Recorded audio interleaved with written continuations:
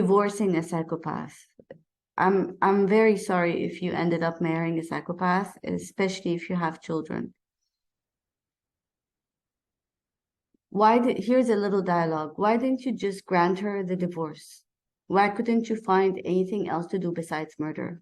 Why didn't you let her live? I asked. He smirked and said, because murder binds us together.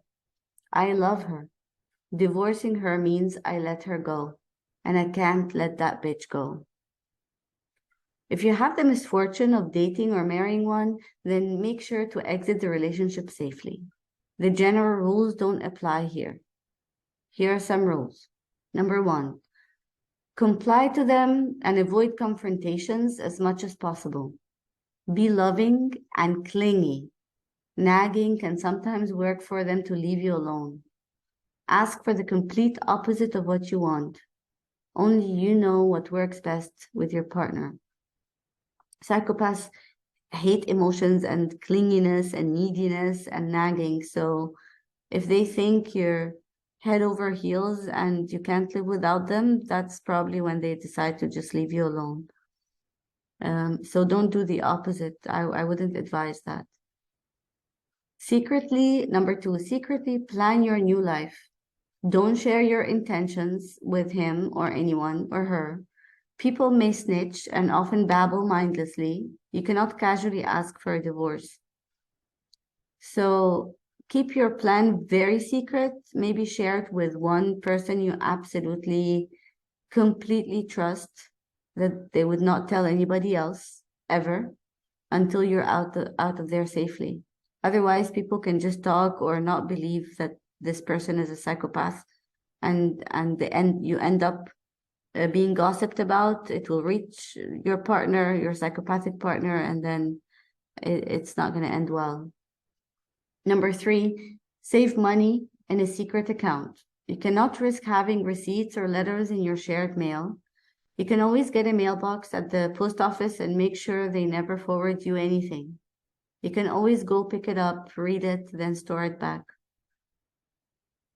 Number 4, if you have children, make sure they are financially covered. If this is not possible, then apply for financial aid. They will use the children to make your life a living hell and will turn them against you. That is, if you are still allowed to see them. It's so tricky and it's so heartbreaking. A lot of psychopaths, they don't even want the children. They're just doing it to hurt you. So if you play this right and not trigger their need to hurt you and use the children against you, then at least you might be able to minimize this risk and find a better way out, especially with small children. Be prepared for anything and don't show your hand at all. Also, your relationship with your children can be solidified between you and the kids so that no matter what they do, they cannot really separate you from the children. That's also another good solution. Number 5, record any abuse as much as possible without getting caught. If there's any physical evidence of abuse, take pictures of all bruises and keep a journal. Store them in a safety deposit box at the bank. You can also give them to the same person that you trust, or send them to the police just to have a report, without necessarily pressing charges immediately, depends on the situation, but have it out there just in case. You might need it for future reference. And number 6, have a solid support network, but don't involve too many people. Choose them wisely. They have to be trustworthy and useful to the situation. If they cannot help you, they don't need to know. Psychopaths are insightful when it comes to reading people and sensing fear. You don't want an awkward facial expression to blow your cover. If you trust the wrong people are not necessarily people that would betray you or backstab you. They could be someone they cannot be trusted with holding even their facial expression in front of the psychopath to act normal. A lot of people can just give it away or they crack under pressure. So They're not to be trusted in this situation. Number 7, let the authorities know of your escape plan. They may assist you. Be sure you're not seen or followed. The best way to do this, to do so, is over the payphone. If you want to contact the police, you can ask a female cop to meet you at a supermarket out of uniform. At least it's a female. You can say it's your friend. It's less intimidating to the partner if you're a female and the partner is male, or vice versa, or same gender relationship.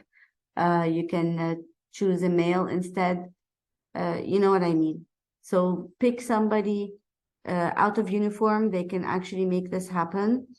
And the reason I said also female cop, if you're female, because I reported an incident once and the male detective sexually harassed me, and I had to push him out of the door, and it was horrifying. And then I lost the support of the police as well, because now they're the enemy. I had to go to a whole other police station. So you have to also make sure, like, understand that just because somebody's in uniform doesn't necessarily mean they're a good person. Hopefully most of them are, but some of them are corrupt. And if you have this misfortune of being vulnerable and reaching out to the wrong kind of person in uniform, then you're in a lot of trouble. Number 8, make sure when you check out resources for victims of domestic violence, you do not do so on your computer that the psychopath has access to. Often they install spyware and even track your car. Make any calls that your partner may find suspicious using a payphone. Number 9, remain calm and do not rush the process. I know it's scary, but you still have to remain calm.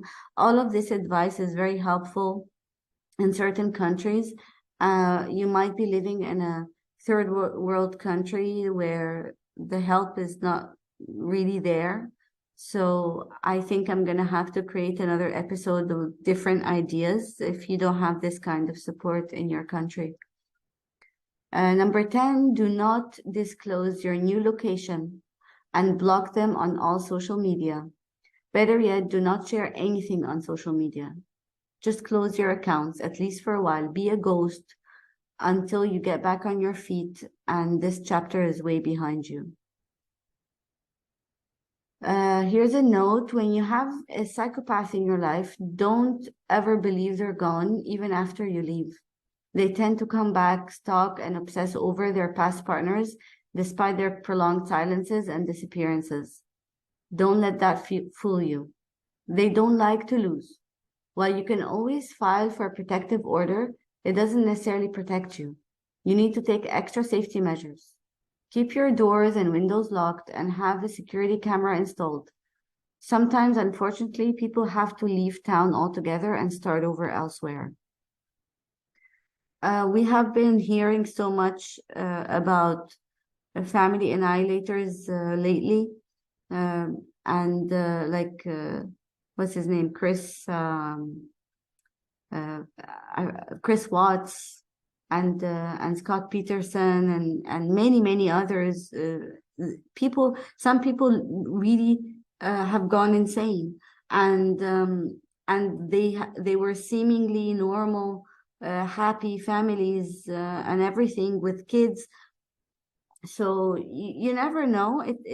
This podcast is not meant to create some kind of paranoia in your mind. But if you do see red flags, then please just move on. I know it's very difficult. It's very difficult to just leave your whole life and uproot everything. But it's not worth the things that could happen because of that.